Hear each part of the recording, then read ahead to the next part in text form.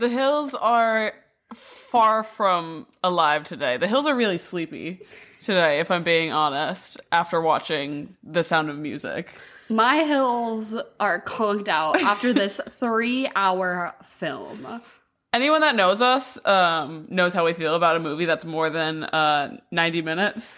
And this is most definitely... Okay. This is like my Goliath, honestly. It could have been 90 minutes, but I feel like the argument to be made, we're covering The Sound of Music. If you didn't get that. And I feel like I have to, like, argue that in 1965, what better thing did you have to do than just go to the movies for 3 hours, though? So, like, maybe it was good for them back then. I mean, they weren't putting on, like, any puppet shows centered around goat characters anymore, so I guess that had fallen out of fashion. But I would rather be doing that, I think. True, but I mean, they just had to do something to occupy their time, so I guess. But in our good Lord's day of 2022, there is no goddamn reason that this movie, the whole second act, cut it. Cut it. But this is The Swamp. It's our podcast, and The Swamp is an acronym. Stands for some whack-ass movie podcasting. My name is Dara, and as always, I'm here with my lovely co-host, Emily, and today we have a guest. Hello. This is Emily's twin sister, Alyssa, who you may or may not remember from our Hairspray episode, and you were here, and I said, come be on the episode, and you said, yeah, because the two of you have kind of a deep rooted history, or at least you just have seen this movie before. Julie Andrews is actually my grandmother. Yeah. No. Then this podcast should have been far more popular due to your nepotism connections, Emily.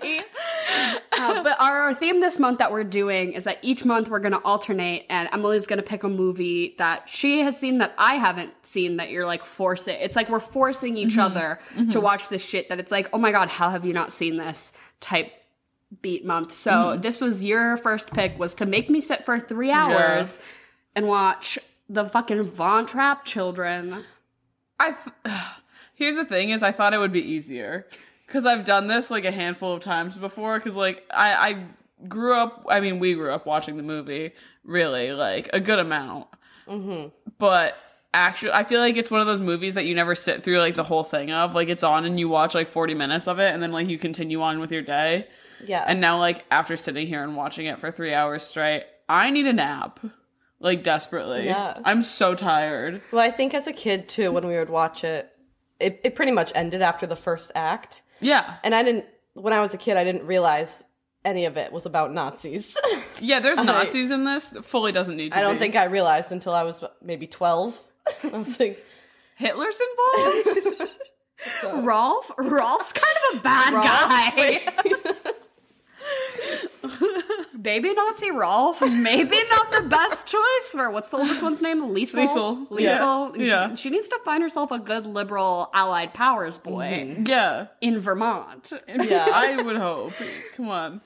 But I told somebody that we were watching this, and they're like, you've never seen it? And I'm like, no. They're like, not even like 20 minutes when it was on TV. And I was like, no. I knew that Julie Andrews was in it, that The Hills Are Alive. I knew all of the big like basically all the songs from the first act that were like popular in like other because all they do in the second act is re-sing all the songs from the first act.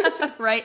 But I don't think I'd ever actually seen any of it. I think I knew that scene where she teaches them all to sing in the field, that was a thing, probably because it was referenced somewhere else. Like everything I knew about this movie is from other pieces of media making references to The Sound of Music. Well, before we started recording, you pulled up this video from Drag Race and you were like, I'll have you know that this is the only connection that I had to this movie before actually watching it. Not to be like aggressively uncultured or like severely like Gen Z right now, but like truthfully, the only impact Sound of Music has had on my personal life is Ben de la Creme's performance as Julie Andrews in All Stars 3, where she does Call Me Mother as Julie Andrews, and it's iconic. And that's as much as this movie has contributed to my personal life, which is probably bad, but I don't know. For me, everything revolves around Drag Race. Yeah, that's fair. How do you feel after having seen it? I'm so sleepy. I'm so sleepy. And it just like was so slow. You guys totally nailed it. That like the first 10, 20 minutes dead, boring. Yeah. It's just her being a nun. Yeah. Then Very it picks up. Once she gets to the Von Trapp house, I'm in it. I was Christopher here for Plummer's it. there and sexy. Yeah. Right, and then he's the star. And then through the end of the first act, I was high on it. And then we paused during the intermission, which there's a legit intermission, which I love. Because they know. I needed that little break. Yeah. And even, it's not even like we paused it and took a real one, but like they just have the screen on the little intermission screen for like a good 5 minutes. Yeah. Good. Give me that. I need it. And then the whole second half, I was like, why? Why? I'm just angry now because they're singing the same songs again. I don't need to fucking hear the goodbye song for a second time. Like, I got what they were doing there. Cute, whatever. Yeah. Not for me. And then they're just running away from the Nazis. And like, okay, I understand that it was 1965 and they like weren't trying to make any sort of big sweeping political statements or whatever, but like, oh, let's make a movie about the most persecuted people from World War II. Rich white guys taking a stand. Like, okay. Like, people who have the wealth and means to, like, escape the country and go fucking live on an estate in Vermont. Yeah. Oh, that was so tough for you, I'm sure. Like, I get that their whole... Because they were real people. Yeah, this is based on a true story. Yeah, I and always so, like, forget that. I can't really criticize the narrative of the story because it's like, they can't kill them off. They can't, like, do any big plot twists because it's, like, legit a real thing that happened. But the whole second act of him being like, I refuse to be a Nazi, we're leaving. And everyone's being like, you can't leave, you have to sing. Okay, like... Well, it's just so Fuck weird. off. It's just so weird because the entire first act is like a love story between him and Maria, and then there's just these like very mild like Nazi like undertones throughout the entire thing, and then it's like, okay, now the Nazi stuff is picking back up. Like immediately the second act starts up, and you're like, there's a swastika. Haven't seen one of those yet. Yeah. Right. And I always knew that it was about Nazis because specifically the UR16 going on 17. I feel like I've seen like a parody of it where Rolf like is legit in the Third Reich outfit. Yep, it's John Mulaney did it on SNL, I think. Oh, that's probably it. It's probably something, but I knew that little homeboy was going to be a Nazi from day one. From the jump. But I mean, also look at him. Come on. Yeah. Come on. Well, I mean, all of the kids, like, Their hair was not that blonde. Aggressively Aryan. Dude, well, it's like, there's only like 2 of them that are like the blonde blue eyes and everything. It's the 2 like that. boys. Oh, no, there's that one girl. Yeah. I forget her name. You were ranking the kids in your notes app, I actually. was. Because I feel like... Pull it up. I don't know any of their names, but I know that the blonde girl with the bangs, who's the tallest one, she did nothing for me. Nothing character. Louisa, she had no lines. I She was used just to boring. think she was cool, too. She was boring. That's a lesbian if I was I've gonna ever say. seen one. The girl with the brown hair, she also didn't really have a lot of character development, but she was like reading a book at one point, so I guess that's cool Yeah. of her. Brigitte. But they're both kind of nothing. The older boy, trash. Friedrich is ranked 7th Trash. out of 7. Yeah. And then I liked what's his name, Kurt. Yeah, And I Kurt liked was the little serving girl, and I liked the whole little time. sister. Yeah. Well, So I- what's your I think- official? So I had Kurt's number 1, Obviously. and I think a lot of that is because he has the line, I wonder what grass tastes like. No, you're gonna say because he was serving cunt in those later He hoses. was. For He real. was. They don't put that man in a pair of pants for the entire movie. His kneecaps are out. And then I have Gretel ranked 2nd. Uh-huh. I think so. Gretel's the smallest one. baby, She's like yeah. she's like 5 years old. I think that this movie would have been drastically improved if they just gave Gretel a gun. Her face, she does look pissed a lot of the time. Or like I in love it. pain. Her eyebrows are always Yeah. furrowed and she's like, Well, she probably was, because she's 6. like the actress playing her was Yeah, like 5 or 6, like when they filmed it. Yeah. So she's miserable. The choreography they had her doing, like, think about how long it took her to learn Advanced. that shit. that was Yeah. advanced. It was 1965. She had those bills to pay. For her family, she was like, There was no child labor laws. And then Brigitte, I had 3rd, but that's because that was the one reading the book, I'm pretty sure. okay, Okay. the brown-haired one. But she did have like a one-liner too that You rocked with. She knew what was going on. And she fought against them when she didn't line up in the line the Yeah. first Yeah. time. She said, "I will not assimilate." I Yeah, don't know. sure. Whatever. Sure. I will not fall into your little Yep. And then Liesl is ranked 4th because she was kind of the backbone, and nobody did a twirl like her in that gazebo. We'll get into that. That dance number was... And then Marta and Marta's 5th, but she was the second little one. Like nothing. She did nothing. Louisa too. So then the bottom 3, Marta, Louisa, and Friedrich, they just... Fuck them. They weren't given any... Well, Friedrich totally seems like one of those boys that, like, if they didn't flee the country, he would have, like, rebelled against his father and become, like, part of the Third Reich. He would have been, like, a little Jojo Rabbit situation where, like, his family is, like, pretty neutral standing, but he's, like, really into it for some reason. Yeah. Absolutely. I can see that. Also, I feel like he was just aggressively more German than the other children. Like, none of them really had accents, or like, sometimes they put a little stank on one word or something to be like reminding you that we're from Austria, or like, sorry, Austrian accent. But he was fully like doing the Ich bin Feuerwehrmann voice, like that sounded. I was like, That's why they didn't let him talk. Yeah, I'm like, why are you fully 100 times more Austrian than anyone else in this movie? It just feels really connected to the country. Oh my god. No, so can we obviously... Okay, hold on. Let me backtrack. Because I want to talk about 16 going on 17 or whatever the fuck the song is called. Yeah. That whole bit. Name. But I want to ask, what was your favorite number from the whole movie? Oh, that's a good question, actually. I'm going to kind of go off the rails and say the one that was, like, pleasantly surprising to me the most was the first number with all the nuns where they're talking shit. Oh, yeah. Not very nun-like. How to solve a problem like Maria or whatever that one was. That's, like, my inner anxiety. I think that every time I exit a room, everybody breaks out into a musical number talking shit about everything I just did. And that just confirmed it. And I like that it established her as being kind of like, she's a little quirky. She's a little goofy. She's the manic pixie dream nun. Yeah, and she just like has ADD and has to go run and frolic in the hills. And like, I'm sorry, but that's not very nunny, and we have to sing about it. The way it was so funny, she was sitting there like explaining to like the head mother. She's like, I'm so sorry, the sky was just so blue and the gates were open. And I'm saying that I'm like, you're a dog. You ran away from home because the gate was left open to go frolic and run around in the fields. Maria, you're a Cocker Spaniel.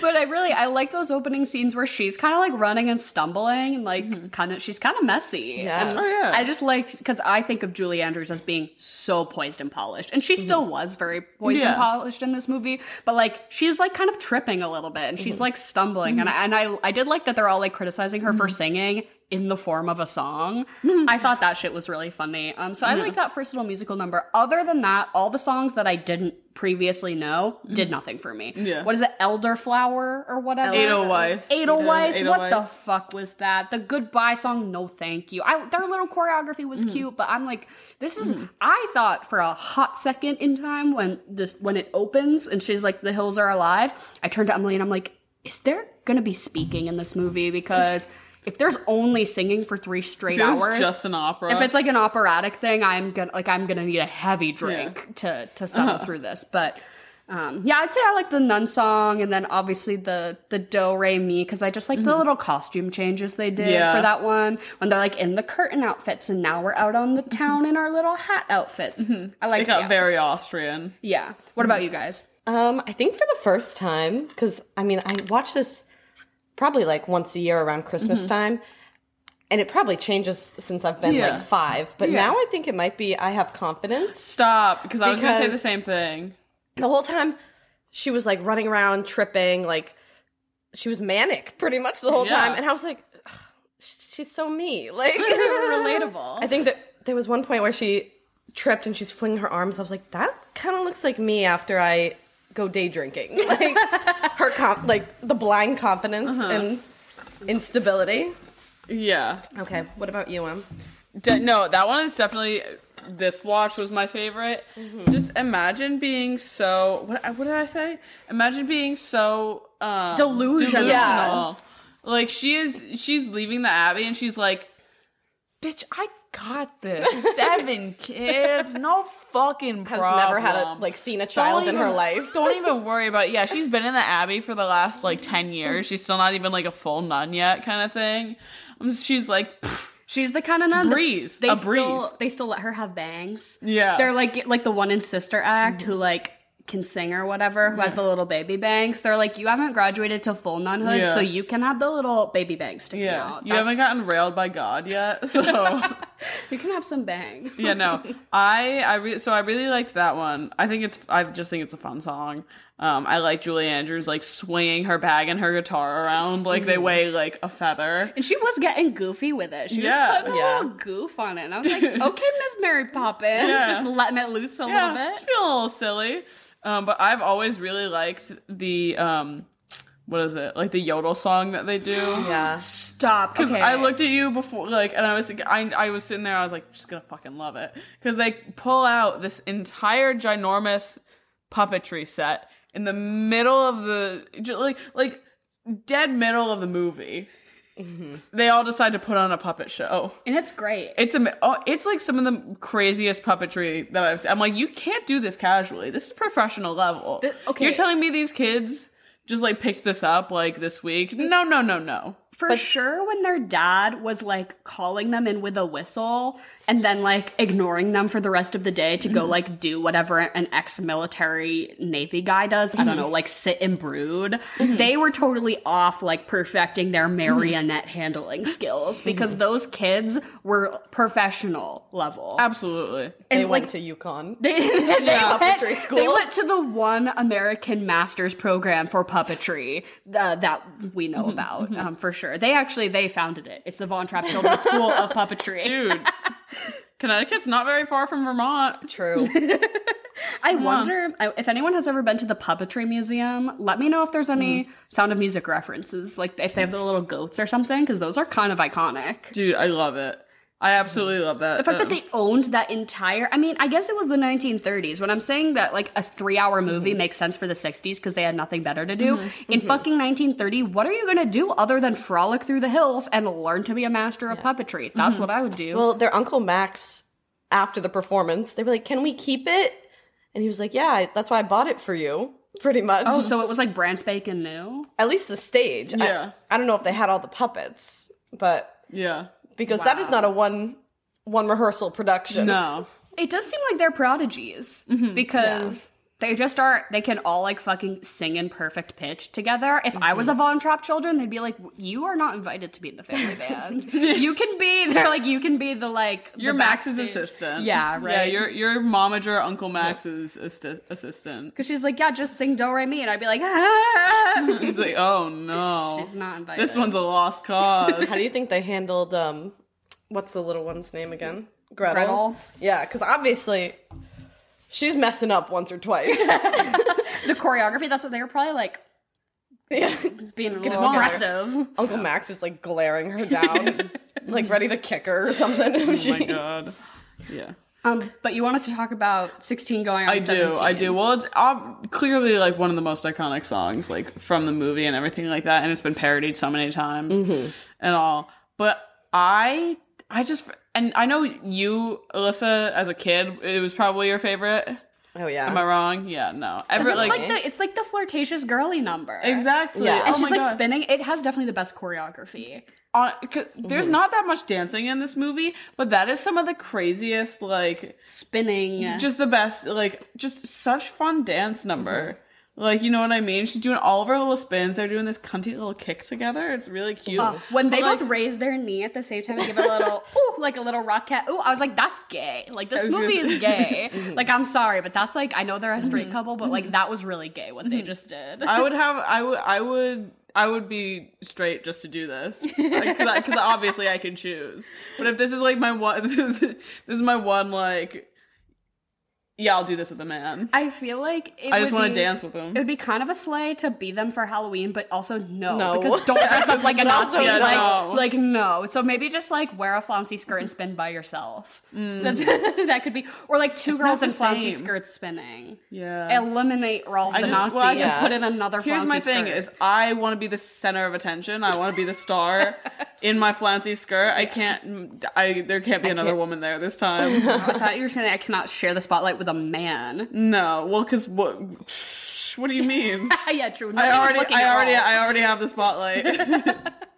But I guess I was reading some little IMDb fun facts, and I guess that they filmed that scene like last out of the whole movie. Really? They filmed that scene last, and she fell while doing the choreography. She fell through one of the glass panels and shattered it. God. And she didn't really get too hurt, but she did like fuck up her ankle a little bit because she like fell through a pane of glass. So like I guess if you look really close for like continuity in some of the scenes, she has like a bandaged up ankle. Jesus or whatever. But I'm like, oh man, imagine Interesting. falling through one of those pane glass like of the gazebo, like traumatizing. That's what happens when you date a Nazi. Yeah, that's what you fucking get, That's what you Liesel. fucking get, Liesel. The actress who plays Liesel.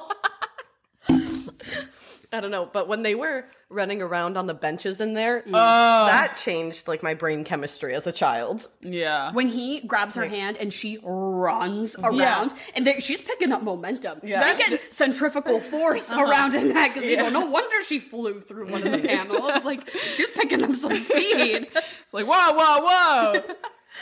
Clocking her with the speedometer. Like, Jesus Christ. But other than for the sake of that specific scene, Rolf the Nazi boyfriend did not need to be in this movie. I'm sorry. There was no reason Nazis needed to be there at all. Like, I'm so serious, guys. Like, It just established the time frame and it reflected the actual life of the people who this movie is yeah, based off I do of. forget that this is a true story. Yeah. So, like, that's why they had to. But, like, I also I didn't really know it was based off of a true story until like probably a few days ago when I was like telling my mom that we were gonna do this movie, and she goes, "Oh yeah, their house is in Vermont," which is like a couple of hours from where we live, and I was like, "Oh, What do you mean? interesting." So I guess they fled Austria and landed in Vermont, Yep. which is good for them, I guess. that's American Austria. I looked up That checks out. Yeah. when I was ranking them, I Googled like the Von Trapp children, and it showed like the real actual ones that pop up when I Google them. And I was like, what the heck? Like, those are not the act. Like, that is not who played them right now. Where's Lisa like, with her scary yeah. blue eyes? And I was like, oh, wait. Their names were different. The actual kids, they changed their names for the movie, which I'm like, I don't really know why you'd go through the bother if it's like so obviously, because it's based off of What was their name? Not Von Trapp. Then? their name was Von Yeah, Trapp. exactly. Yeah. Like, why? So why it's even change the name? Maria Von Trapp wrote a memoir. Okay. Called like The Musical Von Trapp Family or some shit. And she wrote it after Not a good name. after the dad had died to try to like reinvigorate the popularity of their musical like family music group. Basically, she's like, I'm gonna put out this book and then everyone will wanna hire us to sing again. Basically. So she wrote this book. And then the rights to the book got sold and they were like, do we do a movie? Do we do a musical? Whatever. So then they did the musical. They did the musical based off of her memoir and then the rights got sold and then they made this movie. But I guess when they made this movie, they did not invite her to the premiere and they like did not talk to her. And then she was like, hey, can I like come to the premiere? Because you like made a movie about my life. And they were like, sorry, no seats left. Which is like kind of wild. But That's actually like really funny though. I can't even find like What the their original actual- ones. wait, let me see. Because Hold on. there were so many. Oh 'cause, my god. Like, their children were part of the group afterwards. Jesus. So you Yeah. can't find Hold the on, original names. come down. I want to see what they look like. that's That's the Maria. dad. And that's Georg. Georg. Georg. Ooh, he's So he's And I what? guess I was also he's hot. Yeah, he was. Don't get sexy. me like Christopher Plummer also is sexy in this movie. yeah. Immediately when he was being a bitch star and was whistling around, you said smash or pass, and I was like, smash. Yeah, you can boss me around, baby. But also the way that she claps back, I she's love like, it. She's like, I'll whistle right back at you, you fuck. I love it. She's like, don't do that to your kids. Which also, if I was one of the kids, I would have way more resentment towards my dad than like, as soon as he starts singing, They're like, they all "Daddy's back." Yeah, they all come back around. I would be like, no, the minute mom died, you started communicating via dog whistle to me and like making me march. Like, no, this is not, because how long ago must have the mom died? Because it must have been like a minute 5 ago. years, at least 5 years. Because Gretel's 5. He's been whistling at his kids for 5 years, and the minute he cracks and does a little smile, they're just gonna forgive him. Papa! No. It's a no from me. I was expecting there to be a storyline about like one of them being a little bit resentful and like No. being like, I'm not gonna sing with you. No, No, that didn't even happen. No, that's the power of Maria von Trapp. Oh my god. I guess also in real life, because I was reading the little Wikipedia section about like what the historical inaccuracies and differences were. And I guess she was never really in love with him. She just loved the children and she loved being a part of their life. And like she was such a good thing for their family and their life that's why he married her. And then like later in life they like actually started to love each other. Yeah, but she they like got along, but it was not a love story. It was like a family unit story. So, but I mean, obviously for the drama and conflama, you have to add the little tension. This was like, this movie was kind of erotic. There were some moments, because it's like them dancing in the courtyard. The tension. Ooh. Well, you were telling me about this when we were watching the movie, is that Christopher Plummer did not fuck with Julie Andrews. Yeah, that was funny. He said that he like later reflected that he was being kind of immature and that he really did like respect her as a professional performer and that she always does a good job. But like at the time, he was a stage production guy. He was like a Broadway guy, and they brought him in to be in the movie. And she had just got off doing Mary Poppins, so she was very like in the movie scene, I guess. And he kind of just thought that she was too like basically her character. Like he's like, I'm just being hit over the head with like happiness and joy and like fake positivity all the time. And I guess he called her Mrs. Disney like all the time. And they just didn't get along. But she said it was a good thing because it created a little bit of tension that they could like work off with. It was hot. It was hot. Because I think that conversation came up because I said, do you think Christopher Plummer and Julie Andrews ever hooked up? No. No. Unfortunately. But yeah. I also didn't know he was dead. Rest in peace. I guess he died, last year? Last year. Last February. Yeah, he was 92. I knew he was old as fuck, but I fucking gangster. thought he was still alive. Yeah. No. Watching this movie just makes me so sad thinking about how she can't sing anymore. I know. Well, she can, but she doesn't have a register. No. Like, that's my 9/11.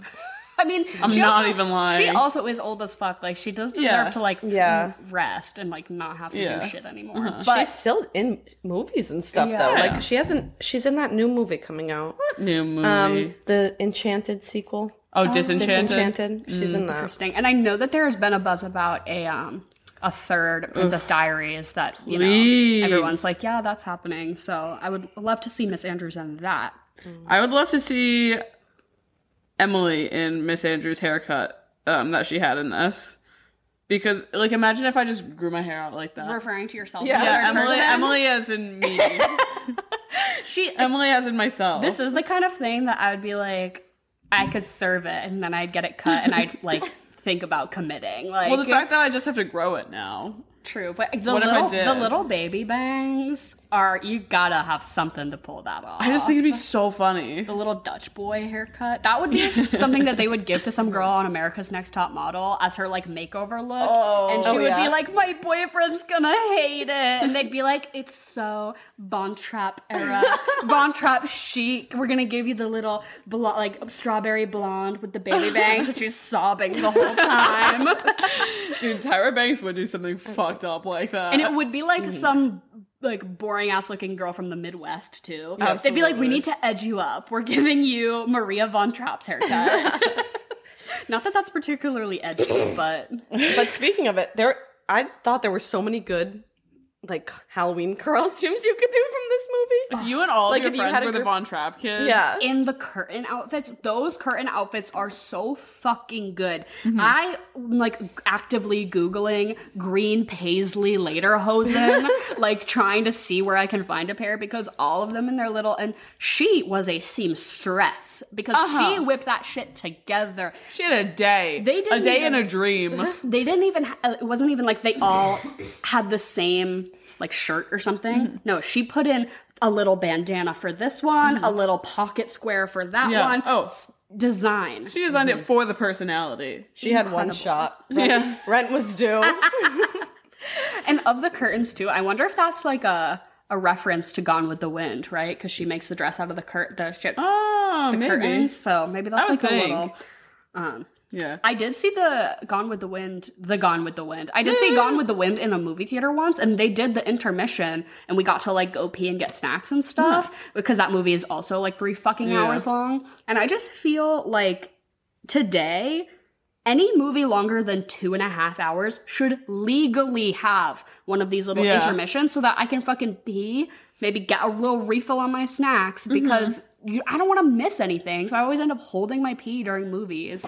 And it's just like... I get a UTI. Right. And like, okay, James Cameron for the new Avatar movie. Fuck out of here. Like it's going to be 3.5 hours long. Give me an intermission so I don't have to miss any critical parts of your film, sir. I know you listen. James Cameron, I know you listen. Here's a hot little tip for your movie that's coming out in less than a month.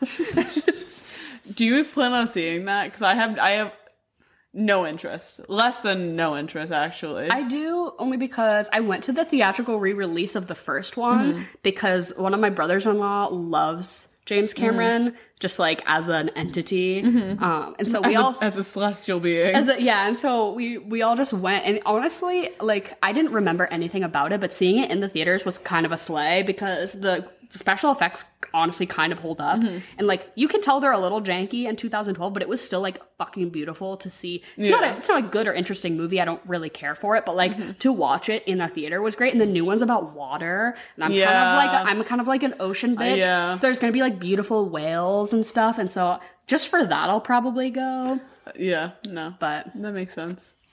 Also, I wanna sidebar for this movie. I need to make an announcement to the people. I was asked very nicely and very formally to do this by my mom. She comes up to me and I told her, I was like, oh yeah, we're doing The Sound of Music this week. And she looks at me and she's like, you need to tell everyone that's listening that the song Favorite Things is not a Christmas movie.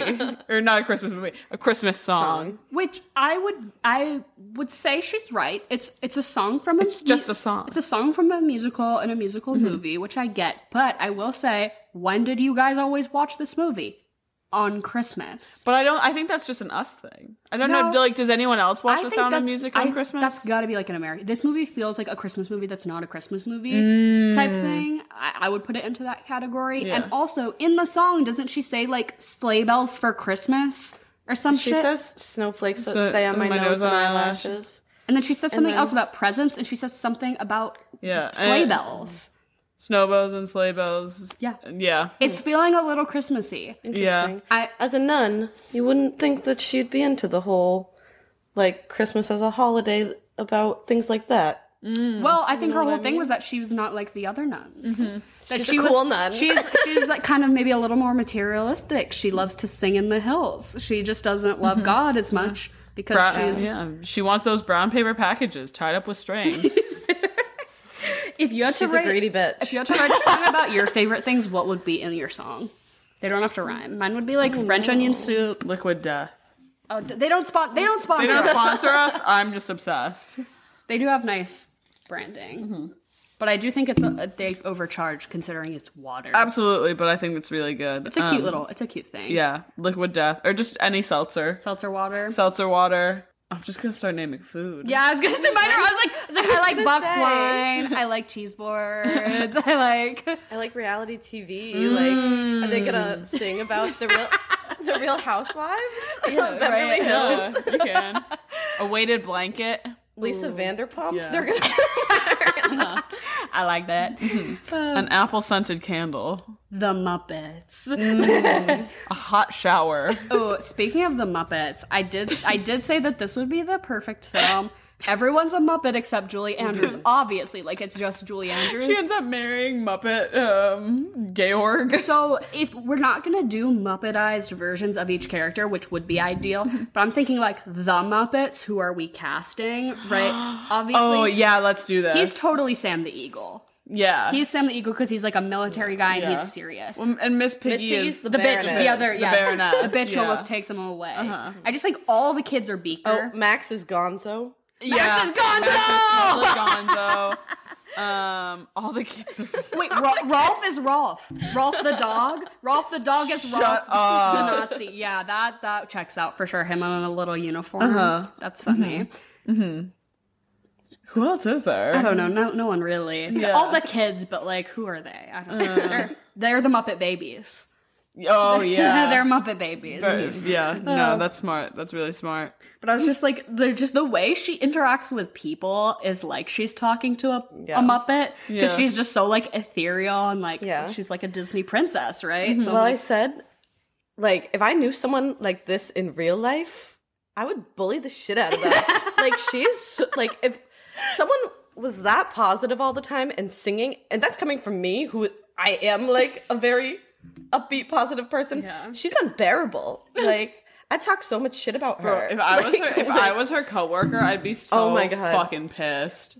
Because she'd be like the type of waitress who gets all the tips, and you're like, I can't fucking stand that bitch. She's so nice. How do you have such a good attitude all the time, and you're so good with the customers?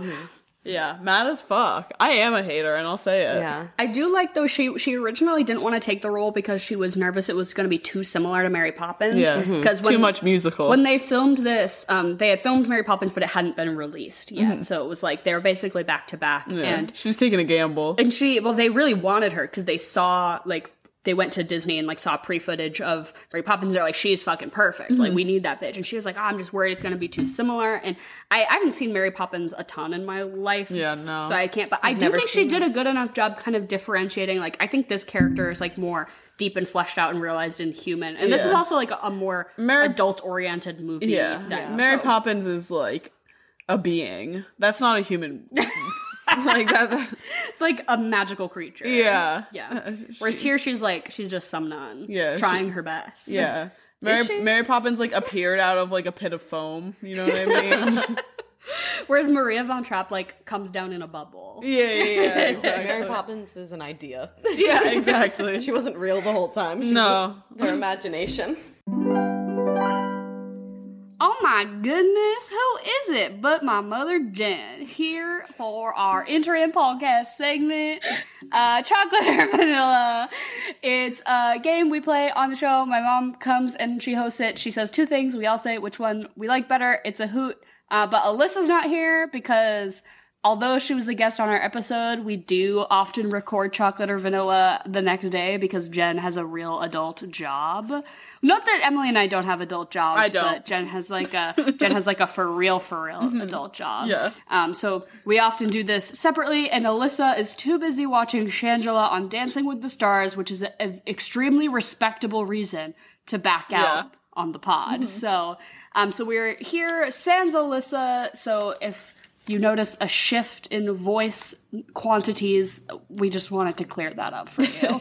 But Jen, how are you? I'm good. I think Shangela will win Dancing with the Stars, right? That is the fan favorite? Yeah, she's the fan fave for sure. I love Shangela. Who doesn't? How are you guys? You having a good week? Yeah, Emily said there's a full moon tomorrow, which I think by the time this episode airs, that will have passed. Yeah. But if you're feeling a little something spooky in the air, that really checks out. Mm-hmm.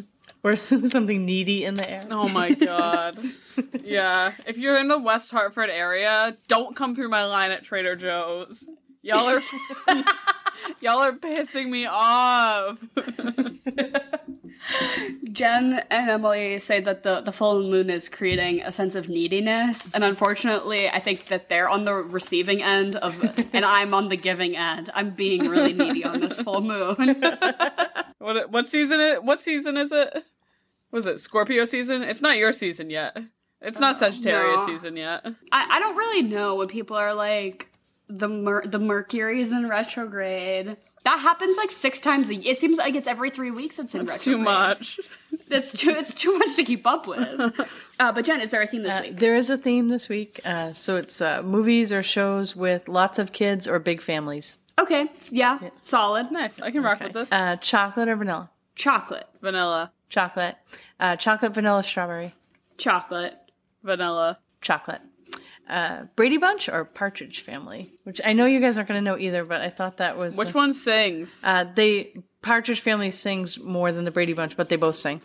Partridge Family, what was their show called? Are they from a show or a movie? The Partridge Family. Didn't they have a cool bus? Yeah, thank you. Yep, they had a cool bus, and it was Shirley Jones was the mom, and David Cassidy was the oldest brother. That name's David familiar. Cassidy, relation to... Sean Cassidy's older brother. Yeah. Yeah, and his daughter is an actress now who's in The Arrow. Okay, well, all of that means nothing to me, no offense. So I'll pick the Brady Bunch because I do know that one episode where Jan pretends to have a boyfriend named George Glass, and then the other one says, "Sure, Jan," which is a meme. So I know that one, so I'll pick the Brady Bunch. I guess I'll just stay on theme this week and go for the Musical Family and pick the Partridge Family. Nice. I'm gonna pick Brady Bunch because I definitely watched more Brady Bunch than Partridge Family growing up. Next one, Full House or Fuller House? Fuck Fuller House. I don't know anything about that. I don't know anything about that reboot, but it feels really desperate. But I did watch a fair amount of Full House growing up, and it was a fine and palatable TV show. I'll stick with Full House. I'm going to say desperate but amazing. I'm going to say Fuller House. Okay, Jen. Yeah, you are the target audience, I feel. Sure, my Jen. favorite fun fact... my favorite fun fact to drop is that the Alanis Morissette song, You Oughta Know, is about Uncle Joey from Full House, which is like, he's not... Wild. He's not Uncle Jesse, Uncle Joey, the wannabe stand-up comedian one. That's fucking crazy. And she's local, right? Isn't she from around here? Alanis Morissette, I feel like she's Canadian. That could be totally out of pocket, though. That's just purely on vibes. I might be getting that wrong. She just seems Canadian. Next one is Cheaper by the Dozen or Yours, Mine, and Ours. Wow, I think we have already recorded this, and not to spoil anything, but Alyssa picks one of these as her follow-up movie. Which is funny of you to say, but... That happens a lot, that I'll say something and then I'll be listening to the pod and it'll be something you guys mentioned. I'll pick Cheaper by the Dozen because I love Steve Martin. Yeah, Cheaper by the Dozen, for sure. Yeah, same. I'm going to pick Cheaper by the Dozen, but both of these were movies that were remakes. And, like, I know they were really, like, Cheaper by the Dozen was 1950, Yours, Mine, and Ours was 68, but these were, like, on TV when I was a kid. Oh, wow. So when I didn't know that either of them were Yeah. remakes. And then, I guess they did another remake of Cheaper by the Dozen in 2022 with Zach Braff. Oh. Yeah, and Gabrielle Union. Interesting. Yeah. But that got no marketing money because this is the first I'm hearing of it. Yeah. I saw it online. Interesting. Zach Braff needs... On the line. On the line. Okay, speaking of Steve Martin, next one is Parenthood the TV show or Parenthood the movie? I don't know either of these. What is Steve Martin was the dad in Parenthood. Parenthood was a movie about a bunch of dysfunctional families, and then the TV show ran for quite a while. Oh, I'll pick the one that has Steve Martin in it. Yeah, Steve. Yeah, what one is it? Is it the TV show with Steve Martin? The movie. Oh, it's the movie. He had the movie. Yeah. I'll stick with Steve. Keanu Reeves was in it too. Oh, even better. Yeah. I'm gonna pick the TV show because it had Lauren Graham from Gilmore Girls in it. I was afraid you guys weren't gonna know any of these for some reason. We're like 50-50 so far. Yeah, going rebellious teens here. Lord of the Flies, Stick It, or Breakfast Club. Aw. A book I was forced to read in the 10th grade. The greatest gymnastics queer film of all time, and an 80s classic that I despise with all of my... I don't know if any listeners haven't heard me talk shit about The Breakfast Club. I fucking hate that movie. I think it's overrated, and I think it's stupid, and I think if you like it, the only reason you really, truly like it is because you have some sort of nostalgic connection to it, that you, like, watched it with your mom or something, because... it's not a good movie. Watch it objectively, it's bad. Why does she have to get the makeover? It was fine before. She just had dandruff. Anyways, I'm gonna pick Stick It. Stick It, obviously. Yeah, Stick It for the sweet. Best gymnastics movie of all time. Next one is South Park, Rugrats, or The Wild Thornberrys. I learned pretty recently that Tim Curry voices the dad in The Wild Thornberrys, and I didn't know that. Nigel Thornberry, like the that dad. That makes sense. Like, now that Tim you Curry say that. voices the dad, yeah. But I'm like, how did that, like, early 2000s Nickelodeon show have the budget for that? But I guess that makes sense. But I'm going to pick the Rugrats because Rugrats Go to Paris is, like, the most iconic piece of cinema ever made. Yeah, it's Rugrats for me. Yeah, Rugrats for me, too. Although you loved The Wild Thornberrys growing up. Mm-hmm. I never really watched it. Yeah, Eliza Thornberry. Yeah. Yeah. Fire. Next one is Goonies or Sandlot. I don't think I've ever seen Goonies all the way through because that came up before. I remember you like wanted me to watch it, but I was a little too young and I was afraid of what's his name? Chunk. Yeah. I was afraid of Chunk, and I wasn't here for that. So I remember like having a fear of it like coming up again. I was always like, I don't want to watch that one. So I'll pick Sandlot. Oh, I love the Sandlot. Yeah. I'm gonna rock with the Sandlot on this one. Yeah, I love the Sandlot too. Next one is Annie or the Nutcracker. Is the Nutcracker about a family? Well, it just, like the family has the party in the beginning, and the girl gets the Nutcracker from her uncle at the family party. The only semblance of a plot that I know about the Nutcracker is from the Barbie movie. Barbie, a Nutcracker. So I guess I'll pick that one because there is no Barbie version of Annie. And also I just remember even as a kid being like, all these kids singing is annoying. When they're like, it's a hard knock life. I'm like, no, let's get some adults who know how to sing. No, I'm a rock with the Nutcracker on this one as well. There's a Mouse King in the Nutcracker. Like, come on. Yeah, me too. Nutcracker. Next one is Stand By Me or Super 8. Oh, I love Stand By Me. Super 8, I feel like is a movie that like everyone as a society just collectively forgot happened. And for some reason, no idea what I feel like it's a Steven Spielberg movie with Elle Fanning and some other child actors, and it's like they make a movie. I don't know, but for some reason it was like a big deal to me when it came out. Like it was like a big like piece of cinema. And like I don't like collectively does anyone know what that is? Like I feel like we all just like had a Mandela effect where we forgot that movie happened. But I love Stand By Me. I've never seen Stand By Me. So maybe we do that this month. You got it. Well, I think I'm gonna pick it because I know it's gonna make me cry, right? Yeah. So I'll pick it because I've also never seen Super 8 and I don't care. I'll go with Stand By Me also. Next one is Party of Five or the Waltons. I don't know either of these. Does Party of Five have a really good theme song? Yes. Or is that Take Five? No, it's Take Five. Dave Brubeck? Like, what are you talking about? Are you talking about the jazz standard? The song Take Five is, to me, I was thinking of what are either of those? So Party of Five is about a family of five. The parents die, and this is how they like manage through life in San Francisco. The Boxcar Children. Yes, but contemporary Boxcar Children. Okay. Yeah, and it's contemporary. It's got Matthew Fox and then it was Charlie, Bailey, and Julia, and Claudia, and Little Owen. That's what I think you named more than five. That was I said their real names, and that was their character names. But anyway, and it was in the early 90s. And the Waltons is from the 70s, and they were like Depression era family.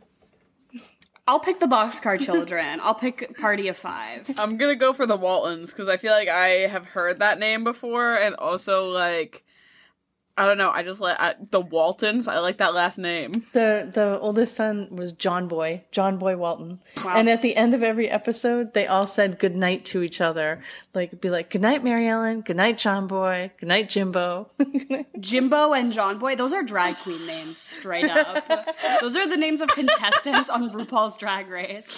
John Boy Walton, come on.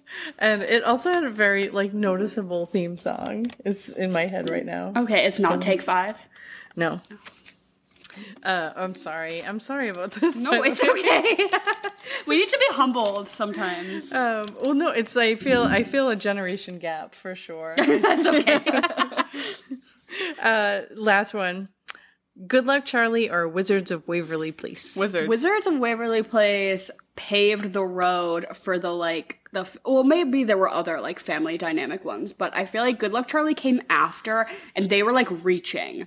They were like, oh, the dad's in pest control. That's so fun. No, the dad in Wizards of Waverly Place owned a sub shop. That's cooler. That is cool. It was like, and they're like, oh, the one son who's like rebellious. No, like I feel like they were trying to like do a thing, and nobody did the spunky teen like kind of sassy misbehaved girl, but who was still likable, like Selena Gomez. Yeah. So, icon. Yeah, I'm 100% on board with Wizards of Waverly Place. That was an iconic show. Her taking the wand out of her boot Something about that to me just itched my brain. I was like, that's slay. I always identified with her like annoying friend Harper, who always like had a dress made out of Crayola pens or something. That was you. That's I always, yeah. I will go Wizards of Waverly Place also for sure, and that is it. For things that I guess TV shows from the past about boring families that Emily and I have to educate ourselves on. It's okay, Jen. Sometimes I need to, because now if any of these come up at trivia, if they're like, what is about a San Francisco orphan family, I'm going to know because I'm going to think of Take 5. Yeah. So thank you for that. And as always, thank you so much for coming on the show, asking us questions, letting us share our opinions. I'll try to post these on our Instagram. They are posted every single week by our lovely Discord moderator, Rachel, on the Discord. So that is a place where if I remember to or not on Instagram, it's up to me, but Rachel has been great about putting them on the Discord every week. So if you want to join the Discord, you can put your opinions on this week's Chocolate or Vanilla there in the Chocolate or Vanilla channel. And Jen, thank you. We love you. Thank you. Goodbye. I love you guys too. Bye. We never did a recap. Oh yeah, we didn't do a recap. Yeah, we didn't do a recap, but I don't feel like the people need it, right? Because it's just, this movie's so long. Yeah. Well, Dara's the only one that hasn't seen it. I guess in the whole history of forever, everyone was like, really? You haven't? I knew it was so long.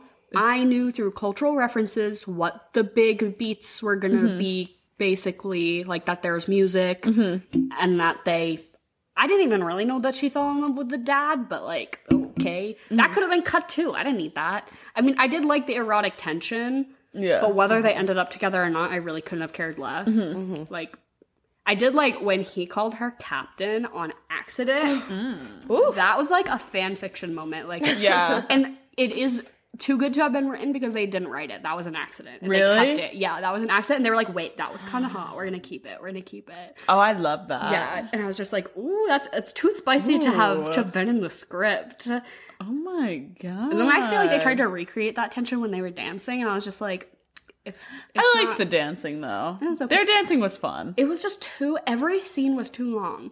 Yeah. You could have kept every plot point. You didn't even have to cut the Nazi shit. I would have cut the whole second act, to be honest. Yeah. I was saying, like, at the end of the first act, she leaves and she runs away because she's afraid of being in love. And then she goes back to the convent, and then the kids show up at the convent and they're like, we're here to talk to Maria. And then they're like, sorry, she's not here. And then you say, sorry, she died. And then cut to black, and that's the end of the movie. And honestly, the whole first thing was such a romp that I don't care how it ends. I don't care if Maria von Trapp died because she was so horny for Christopher Plummer that she couldn't even stand the thought, because she was like, I can't be a real nun because I'm too horny. You ever get so horny that you just die? Combust. Oh my God. Like, this song that the old nun sings, it's like the head nun. It's so long. I just stopped listening at that point. It's like operatic, and like it was a whole thing. Like at a certain point in the movie, like it was just all of us on our phones because we were like sitting there. I was like, I'm just trying to stay awake at this point because I knew I wasn't even missing anything, because they basically had a conversation where Julie Andrews is like, hey, I don't know if I can be a nun because I think I am in love with a man who's not Jesus Christ, and so I think that makes me unnunly. The nun actually just takes out a gun and but then the main nun, that's how she died. Gretel shoots her. Gretel shows up with 2 pistols. Why did you leave us? But then the main nun is like, okay, well, the fact that you're even having these thoughts means that you probably shouldn't have been a nun anyways, and like I'm gonna talk you through this, which is fine. And then she sings a whole 9-minute song reliving that same conversation. I'm just like, you can either show me or tell me, but don't do both. Like you don't need to talk about it, then sing about it. Oh my God. Yeah, and then they do the concert where they all just sing every single song. Oh my God. I made that experience a little bit better for myself, because it is a good 20 minutes of the end of the movie is them as a family singing at this concert, but it's like tense because they're like about to flee the country. And the whole point is that they were like gonna run away, but they like used singing as like a cover up for like why they were leaving or whatever. But he just looked so zooted. Christopher Plummer looked just like he was so tense, and I'm like, that's how like I would feel. So I'm like, if you just watch that scene being like, he is baked out of his mind, because like him singing that song about like tea on toast or like tea and jam on toast, I'm like, that's just him like trying to order at the coffee shop, and he's so zooted that he's like, why is everyone around me singing? Why is there a spotlight on me? And I'm so fucking stressed. Like that kind of illuminated that for me, but otherwise, no. That's how I felt like when we it's nothing new that Dara and I were both in band in high school. But like every now and then I'd like show up to a rehearsal or like a performance like a little stoned. So like I felt like you saying that, I'm like, yeah, I feel like I'm in his shoes. Right. It does feel like when you're there that Nazis are just staring at you from the rafters. Our jazz band director was really scary. You can see the gun on his hip. Yeah, right. How do you think the nun community felt about this movie? Are they allowed to watch movies? I don't know. I forget that nuns are real sometimes, so I'm not the person to ask. That's true. I had a great aunt who was a nun, but she didn't like wear the whole outfit. We just like called her Sister Catherine. That feels like half-assed nunnery. It probably was. I mean, it's like modern day Massachusetts, so I'm sure it's not that strict. Do you think she was married to God or just dating him? No, I think you have to be fully married to God to be a nun. Yeah, but like she was like half-assing it. So do you think they were like going steady? Wait, but do you think though that like nuns get what the Amish have, like a rumspringa, where the nuns... What's that? So Amish boys, I don't think the girls get it, but Amish boys get this thing called rumspringa. I don't really know like the actual... Isn't it where they go to like experience the world? Yeah, I'm probably getting the finer details of this wrong, but I think it's like ages like 16 to 18 or whatever. They get like 2 weeks basically where they're like, go leave the Amish community and experience like technology in the real world or whatever, which I'm sure they still keep it very like confined and restricted. But then it's basically like, okay, so now being Amish is your choice because you've lived this way your whole life, and now you know what's out there, so you have to pick. But if you pick to leave, you're shunned, and you can never speak to any of us again. Which basically, I feel like that's like such a little tease. Like, right? Yeah. Also, like, what could you give to an Amish person that would kill them? Like pop rocks? Like, would that poppers? Or like, or like make them play fucking Rocket League or something, and they just would be like done. Make a 16-year-old Amish boy like play Super Smash Bros. And he's like, sorry, guess I'm shunned. Yeah, this is my life now. I will be signing my life away. Thank you so much. But do you think nuns you just bring them to Arby's? Oh my god, Taco Bell. Give a nun a Crunchwrap Supreme and ask her if she's still married to God. I feel like nuns should get a rumspringa, right? Where they get to like go have dick and then they can decide if they want to be married to God. You're not born into nunnery, though. Yeah, that's the thing. Like they have like experienced the world. I guess. But yeah. It's like you just get to fuck. But it's like Baby Bangs, Julie Andrew got to go meet Georg. What's his name? Georg. She got to go meet Georg and be like, holy shit, maybe this nunnery life is not for me. Maybe I need to wear little pantsuits and strut around and be a little wife. It seemed like that's what she wanted because they were like, you don't really seem to be into this nun shit. Yeah. It's so funny because like in the very beginning of the movie, she's like talking about why she wanted to be a nun. And she's like, yeah, I heard you guys singing one day. And that was that. I'm like, girl, a little more critical thinking about the rest of your life. Like, please. Can I introduce you to the concept of a community choir? Of a community theater? You can just sing in the church choir. Yeah, no, that was the only place you could sing in 1930s. Well, I guess not, because she was singing there and they were all like, bitch, stop singing so much. Oh, true. She could only sing in the hills. Yeah. Do you think they sang back? Yes. Yeah. The opening sequence of this movie is just like no music, no dialogue, just like rustling nature noises for like 9 minutes while they show what I thought was Alberta, Canada, but is truthfully actually Austria. Yeah, they really went. I was like, that's crazy. I guess they did things really authentically back then. Today, that would have been filmed in Georgia. United States, Georgia. CGI. They would have CGI'd it. Green screen the whole film, actually. Do we want to get into our regularly scheduled programming? Yes. So fuck, marry, kill, I feel like. It has to be the Baroness. The captain. The captain and Maria. Yeah, Maria. And then the Baroness, or do we want to do Max? I don't know. You can pick. Well, I feel like because that's the love triangle. Okay, Like, okay. that the Yeah, movie let's do the provides. Baroness then. I know, Well, that makes it tricky. Well, exactly. That's the whole point of the game. I know. So I'm gonna okay, here's my hold up, because I don't want to marry the captain because I don't want to deal with those fucking kids. But I also don't want to marry Maria von Trapp because she's honestly kind of annoying. She sings too much for me. And I can't. Well, the Baroness, does she have money or is she trying to get money? She's wealthy as fuck. Okay, Yeah. I'll marry her. Yeah. I'll marry her. Okay, decision made. Well, because the other two just like aren't doing it for me enough. And I'll fuck the captain and I'll kill Maria. Yeah. Interesting. Well, Maria's gone. I'm killing her. The bitch is dead. Doesn't stand a chance. And I love kids, so I'm marrying the captain, and he's hot as fuck. But Yeah, true. yeah, and I guess I fucked the Baroness. The way he ripped up that Nazi flag. Yeah. Oh, hot. Yeah. I forget every time that he's hot. So Yeah. Well, I want him to call me captain, so On accident, Yeah. but on purpose a little bit. no, definitely gonna fuck him. See, I feel like Maria and I would get along really well, but again, she's too much. you would not get along with her. You don't think so? I think you would have a nice picnic, but Yeah. I think then she's too high energy Yeah, for that's anyone. true. That's very true. Literally, even for him. What do you think her sign is? Cancer. Yeah, I think she's that a was Leo. no.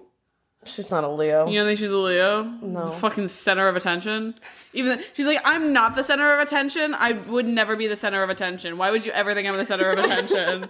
As she's running out of the gates of this fucking seminary. She could be an Am Aquarius. I the drama? She could be an Aquarius. Yeah. Tell us what you think Maria von Trapp's Sign astrological is. sign Yeah. is. But yeah, so I'd have to kill her. Yeah. And then obviously I'm fucking the captain and marrying the Baroness. Yeah. Because she seems all right. She's fine. She honestly is kind of understanding about the whole thing. Yeah, Like when she kind of she's confronts Maria, she's not even that pissed about it. She's like, that's just the way the cookie crumbles sometimes. And she's like, he'll get over it. Like you can leave and he'll get over it. Like that's she's like, I'm not really in this for love. Yeah. That's not really what this is all about. I'm like, just doing her he has best. money, I have money. We're gonna rock. Right? Like, come on. I'm a widow, he's a widower. Yeah. And so everyone So now we have to get married. Yeah. my only question after this is like, if you threw Max into the mix, everyone's marrying Max. Yeah. correct? Yeah, for yeah, sure. Okay. Gonzo. Okay. Yeah. Every Even though he time- does give me like queer vibes. I was he was thinking just like that he was like too. the queer like momager That's, uncle. that's my lady wife. who like sticks around to like manage the child Yeah. band that he's forcefully created. Yeah. Which I guess I could do the momager life with him. Because I could be like a cool aunt. Like I couldn't be a mom, I could see but that I could for be you. a cool aunt. Yeah, for sure. For sure. And so, I mean, he's the only other one in the Yeah, movie. basically. What are you gonna eat and drink when you watch this movie? Because you need something. Yeah, it's long. So I think to address the obvious answers, schnitzel with noodles and apple strudel are like at the forefront of everyone's mind. So that's like things in the song that go with the culture of the film. Like that makes sense. They also had that pink lemonade drink in the movie that like made me salivate. Yeah. It was so pink. I had an experience one time with my husband Henry when I was pumping gas and he was like, oh, I'm gonna run into like the gas station to get something to drink. Do you want anything? I was like, yeah, get me a pink lemonade. And he comes out with a kiwi strawberry Snapple. And I was like, what is this? He's like, it's pink. And I was like, no, I was like, pink lemonade. He goes, yeah, lemonade is lemonade. And pink lemonade is lemonade that's flavored. And I was like, no, it's not. Pink lemonade is just lemonade with like red dye in it. Like pink lemonade doesn't taste any Basically. different. It just is cute. And he was like, then why did you say that? He's like, I just got you the pinkest drink I could see. And I was like, no, I don't want strawberry kiwi. I wanted pink lemonade. And it was like a point of contention for a long time. But like pink lemonade is not strawberry lemonade. Strawberry lemonade is its strawberry own lemonade. thing. And pink lemonade is just pink. Yeah. But I think a nice little like a vodka lemonade, like you could basically put any sort of liquor of your choice into just some sort of pink lemonade drink to emulate. Because it really, I was like, ooh, that looks refreshing as fuck. But I think my final answer is that you do Edward 40 hands with 2 things of German malt liquor. I know they're in Austria, but like I know like mostly German malt liquor is a thing. And you do 2 40s of German malt liquor, and you do Edward 40 hands while you watch the Sound of Music. And you're pissed by the end. And you have to just sit through 3 hours of this. So you might as well. Yeah, I think very specifically, you get an almond Kringle, like Kringle. Yeah. Yeah. The Trader Joe's Kringle. The Trader Joe's Kringle. Thank you very much. Yeah, very specifically. Because I mean, like strudel obviously is like it's like the obvious choice, but like Kringle feels like just a little more fun. You know what I mean? And also, I don't want to make a fucking strudel. I'm not doing that. You know what I'm gonna do? Buy it. Yeah. I'm gonna buy a Kringle, and then I'm also gonna make so they have this whole song called like Edelweiss. We already talked about it and all that shit. But like I feel like you want like a kind of like florally drink to go along with it, like detail theme wise, song wise, whatever. Fuck it. But there's like a good little cocktail. I found like an apple and elderflower like gin cocktail kind of thing, and it's just like gin and elderflower and apple juice and apple slices in it, and it's like easy, breezy, beautiful. Edelweiss. Yeah, I like that. Yeah. What about you, Alyssa? Any thoughts? So, I was hyper fixated on the pink lemonade for a good 20 minutes after. I almost left to go across the street to the store and get one. So I wanted to do something like that, but this movie to me is like, you don't watch it at night, you watch it like in the day or at the afternoon. So I thought on Christmas. And it's silly, so I thought you do like some sort of like pink lemonade mimosa with it. Like, and especially if you're watching it for 3 hours, I don't want to be drinking hard liquor, but you could get through a bottle of Prosecco. Yeah. And just mix it with pink lemonade throughout the whole thing. Orange juice, yeah, I like that. Yeah. That's very summery, I feel. That'd be like a nice little refreshing summer drink. Yeah. And then to eat, I couldn't think of a lot, but I was like hyper fixated on we used to do like fundraisers in like elementary school and high school, and you would sell butter braids. Oh my god! Have you ever had one of these, Dara? No. It's like this. Oh gosh. I don't know how to explain it. It's like it's bread. this bread. It's basically this bread. You like it comes as dough basically, and you let it rise overnight, and it's like frozen and everything like that. And you just pop it in the oven, and you bake it. It reminds me kind of like a challah bread, but like in the like the way that it looks. But it's like it basically is like a raspberry bread. With it's kind of like it's like a really fancy. I know you guys said don't do. You wouldn't do strudel. Oh, like it's kind of like a flaky pastry. Yeah. Okay, cool. Yeah. I could just think that because I always think like this is a fucking love a butter braid. Yeah, we were gonna for a butter braid. We were gonna do a brunch thing, but then we realized like that by the time we even started this movie, and then it was gonna be like well into early dinner by the time we finished. So it was like less of a brunch and more of just like a whole day commitment. Yeah, exactly. This movie is. But I do think the idea of doing brunch with this also, I agree with you that this is a sun is still out kind of movie. Yes. I'm not putting this on at the night to end the night because I'm gonna be conked. Yeah. I'm in bed before intermission. And then what would you follow this up with? Jojo Rabbit. That's really good. Yeah, it's like let's lean into the worst part of this movie. Yeah, you have one side, and then you have the other side of World Wars. Yeah. So. For and also, it's funnier. Yeah. It's gonna make me giggle. It might bring me back to life. It's snappy. Yeah, for sure. Like I feel like this movie does not do anything for me emotionally. I don't. Which like it probably should. I don't feel any sort of way. It's like a fun little movie kind of thing. It's not little. It's fucking enormous. Yeah, but like you know what I mean. Like I am not wedded to any of the characters. I don't feel anything for any of them except that the captain is hot. Yeah. But like Jojo Rabbit, I will laugh, I will cry, I will dance. So I want that after this, just to bring me back up. I have two suggestions. My first one is purely based off of the title of the film. Okay. Sound of Music, then you watch Sound of Metal. Hey! Which is another like music-based movie That is about drama. like emotional turmoil, but like that's really the only. I just thought that the two titles sounded similar, so it would be good. But that's like if like this movie would be your high, and then that movie would kind of like bring you back down, which I don't know if I want to go down after this. That's why he needs to be up. So then my initial decision, and this is my final recommendation, because when they were singing 16 going on 17, I was like, why do I know this song? And I was like, who sang this on Glee? And then Alyssa was like, no one, because I would know. Like, I would know who sang this on Glee if it was on Glee, and it's not. And I was like, okay, so then how do I know this? And then I'm like racking my brain. And in the 2005 film The Pacifier, starring Vin Diesel, which is a modern retelling of The Sound of Music when you think about it, because he is like an outside guy who comes into their family to like be their nanny, but he like has an ulterior motive to like be a spy or whatever. But then he like makes the family better. And the older son, who's like kind of emo, plays Rolf in a community theater production of The Sound of Music in it. And they like all go to see him and they sing that song.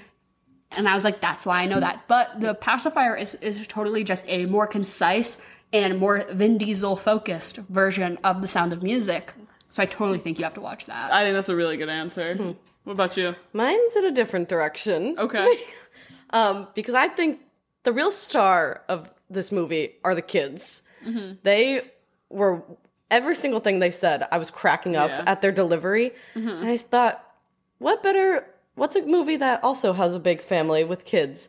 And I think you could watch Cheaper by the Dozen after, because you get the same, like, chaotic family, lots of kids running around, and you don't have to think about it a lot after.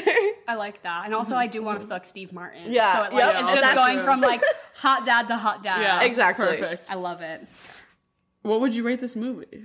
As a first-time viewer. I'm giving it, this might be controversial, I'm going to give it a 6. I understand its impact, and I did like that as I was watching it, as things happened, I'm like, oh, that's what that thing is referencing. Oh, that's what that thing, like, I could, all the references I knew were, like, happening, like, in the origin text, so I was like, oh, I understand how influential this is. Like, I get it. It was too fucking long. Half of the songs could have been cut. I don't like kids. and I found it to be like there was just a hard cut-off point that I'm like, why did any of this need to be here? Which is just a little bit annoying for me. Does get points for having an intermission though. I know that was just a thing of the times, but like let's fucking bring that back because I liked that. Yeah. So and it was kind of funny. I wasn't expecting to like giggle as much as I did. Yeah. I don't really see myself watching it again for any reason, but I'm not mad that you made me watch it. So I'll give it a 6. Yeah. No, I'm gonna stick it with a 6.5, just because I feel like it's always better when I see it like only in like bits and pieces kind of thing. This is a lot. Like, I'm gonna go home and sleep after this for at least an hour. Because it's too much. Follow this movie up with a little nap. Yeah, honestly. Take an intermission for your day. What about you, Alyssa? I'll give it a 7 because I think the first half is so silly. It's great. It's goofy. amazing. And when you watch it in like an ironic way, like it's hilarious. But watch the entire movie. If you watch, as like the captain is high. Yeah, not just when he's singing, but he is zooted the whole movie. Create a new narrative. That Julie Andrews is on speed, and that the captain is so zooted, and that's the whole movie. Assign each person just a different substance, and I think that would be a lot more fun. Assign each person a Muppet and watch it as if they were Muppets. So that's my hot take. But Alyssa, thank you for joining us. Yeah, of course. And everyone, thank you for listening. This will be, I can't believe you haven't seen this month. So next week I'll be forcing Emily to watch something against her will, and we're going to just go back and forth. And thank you all again for listening. We love you. And the links in the description below to all the things, our Twitter, TikTok, Discord is like a group messaging thing that we have now. If you want to join that, it's kind of fun. And that's all. We love you. Goodbye and good night.